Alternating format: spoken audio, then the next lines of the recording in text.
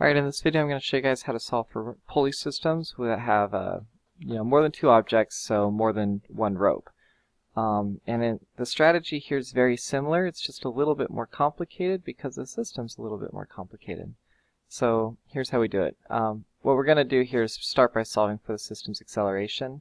To do that, we have to understand that the masses on one side are really in opposition to the masses on the other side when it comes to the gravitational force. So the Earth is going to be pulling down on this side with 150 and pulling down on that side with 250, but even though all of that force is pointing in the downward direction, because of that pulley, it doesn't exactly just add up. And so I'll show you what I mean by that. The first object, or the objects on the left, will group up like this. There's just one object, so my force diagram is going to look like this. And for the objects on the right-hand side, when I group them up, the total mass is 35 kilograms, which means the Earth is pulling down on the right-hand side of that pulley with 350 newtons, but the rope is still holding it up. And so I'll label this rope 1. I forgot to do that, but there it is. And just for kicks, I'm going to just assign clockwise rotation to be positive in this case.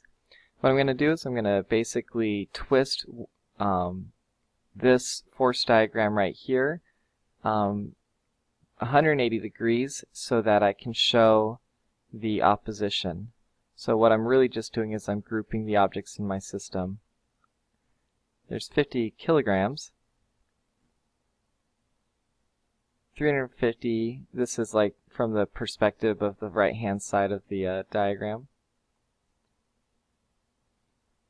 350 pointing down, 150 pointing up, the unbalanced force is going to equal 200 newtons from that point of view in the downward direction, which would be positive.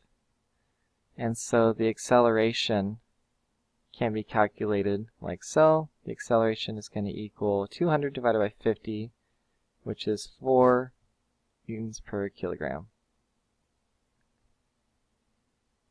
Alright, so once I know the acceleration, I've got a link to all the problems or all the objects in the problem. So if they're stuck together and attached, every object will accelerate the exact same.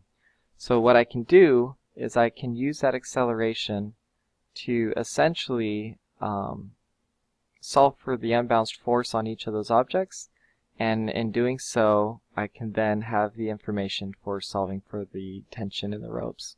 So next step, once you find the acceleration, is to just draw force diagrams for the objects in the system.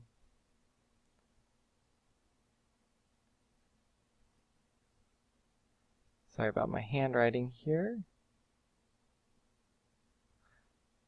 That's a kilogram right there. Alright, so for the 15 kilogram object, the unbalanced force is equal to 15 times 4, which is 60 newtons. For the 10 kilogram object, the unbalanced force is going to equal 10 times 4, or 40 newtons, positive direction, because the acceleration is positive. That's where most people make mistakes, actually, is they forget which direction the unbalanced force is, the acceleration is. 25 times 4 is equal to positive 100 newtons. Alright, so for the 15 kilogram object, there are two objects interacting with it. The rope is holding it up,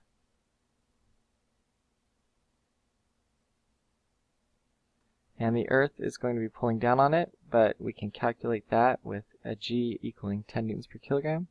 For the 25 kilogram object, we've got two objects interacting with that. The Earth is pulling straight down, sorry about that, with 250 newtons. The second rope is holding it up though.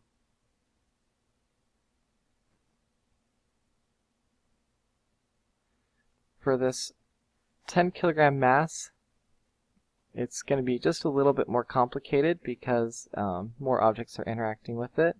The first rope is holding it up.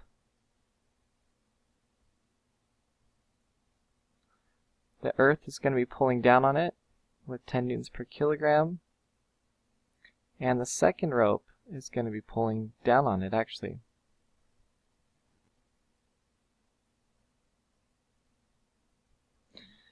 Alright, the unbalanced force is usually how you'll start with these diagrams if you know the unbalanced force. And so for this first object, the unbalanced force is positive 60.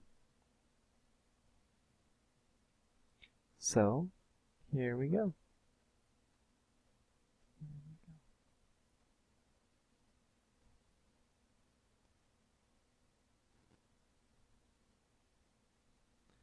For the second object, the unbalanced force is going to be positive 40, but because I'm on the opposite side of the pulley, that positive 40 actually is in the downward direction.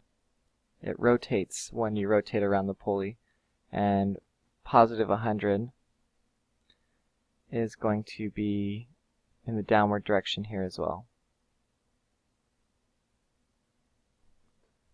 Okay, so when I grab my other forces,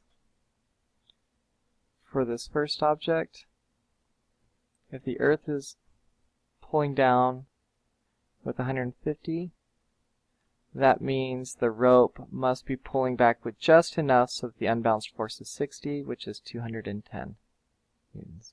So the force of this first rope is 210 newtons. Same rope, same stretch, same force. That makes that one equal to 210 newtons. Alright, so I'm just going to do my vectors. If that first rope is 210 newtons pulling up, the Earth is pulling down with 100, that means that the tension in the second rope is going to have to be the difference so that the gap is 40 newtons in the positive direction. So 210, 40, this entire length is 250. If that's 100, that means that this vector has a magnitude of 150 newtons in the downward direction. So the tension in the second rope is 150 newtons.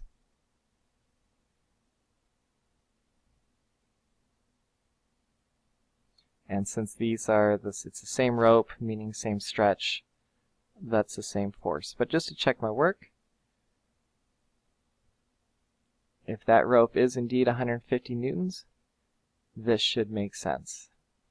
The length of this force diagram is, or the magnitude, is 250 newtons, and the Earth pulls with just that. So the logic makes sense. So this is how you do this. The acceleration is 4 newtons per kilogram. The first rope is holding up with 210 newtons of force, and the second one is basically pulling with 100 newtons of force. Alright, thank you guys very much.